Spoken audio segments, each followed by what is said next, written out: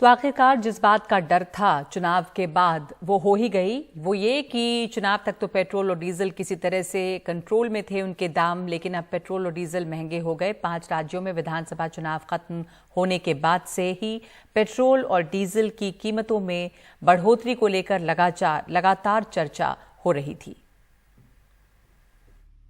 Petrol और diesel की कीमतों में फिर आग लगती दिख रही है। तेल कंपनियों ने मंगलवार सुबह ठीक 6 बजे पेट्रोल और डीजल की रिटेल कीमत बढ़ाने का ऐलान किया।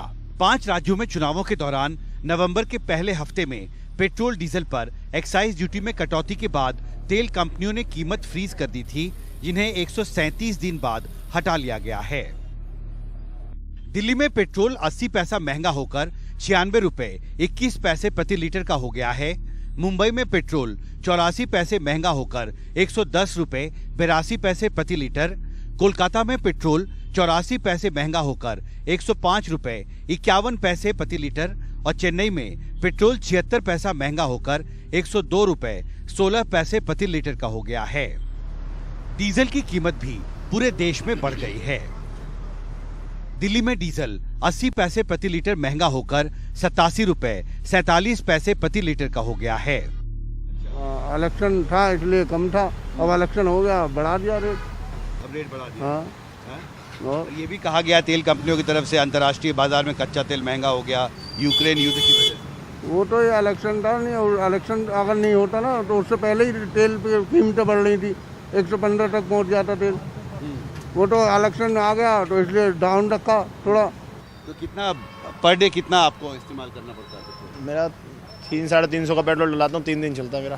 3 दिन चलता है। और इस टाइम तो पता नहीं कम ही चलेगी जब गाड़ी में उतना ही पेट्रोल लेना, 3 लीटर पेट्रोल आएगा।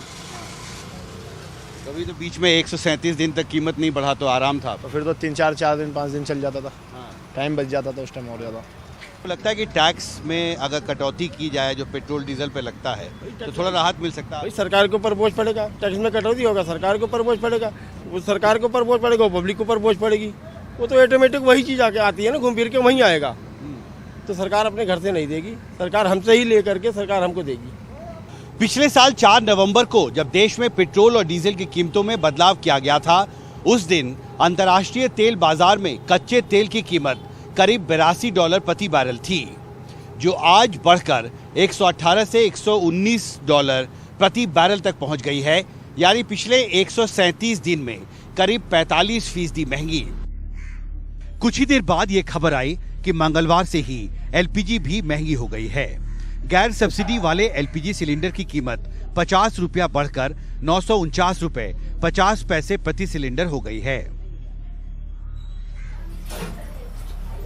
गृहिणी आशा रानी ने बताया कि एक सिलेंडर पर 50 रुपया बढ़ा है। महीने में तकरीबन 2 सिलेंडर लगते हैं तो साल का खर्च 1200 रुपए बढ़ गया। 50 रुपया बढ़ा है प्रति सिलेंडर, ये कैसे असर करेगा आपके बजट पे? सर मतलब एक तो हम लोग को 20 दिन ही एक सिलेंडर जाता है। अच्छा। तो 2 सिलेंडर लगेगा मतलब महीने का। हाँ। तो ऐसे तो दिखने में 100 रुपया है, लेकिन साल भर का जोड़ो तो कितना हो जाता है, 1200 रुपये ऐसे ही हो जाता है। तो एक गृहिणी कैसे चलाएगी, किधर एडजस्ट करेगी, बच्चों का मतलब भविष्य भी देखना पड़ेगा, उनके लिए कुछ बचाना पड़ेगा, तो बचाएगी कैसे, क्या करेगी? तो सरकार ने इस तरफ थोड़ा ध्यान देना चाहिए। फिलहाल यूक्रेन युद्ध को लेकर अनिश्चितता बढ़ रही है। कच्चा तेल महंगा होता जा रहा है। अगर हालात जल्दी नहीं सुधरे तो इसका भारत पर सीधा असर पड़ेगा। यूक्रेन युद्ध की वजह से अंतर्राष्ट्रीय तेल बाजार में कच्चे तेल की कीमतों में उथल-पुथल बढ़ती जा रही है और आने वाले दिनों में अगर कच्चा तेल अंतर्राष्ट्रीय तेल बाजार में और महंगा हुआ तो भारत में पेट्रोल और डीजल और महंगे हो सकते हैं। मुंबई से सुनील सिंह और दिल्ली से शशिकांत झा के साथ हिमांशु शेखर, एनडीटीवी इंडिया।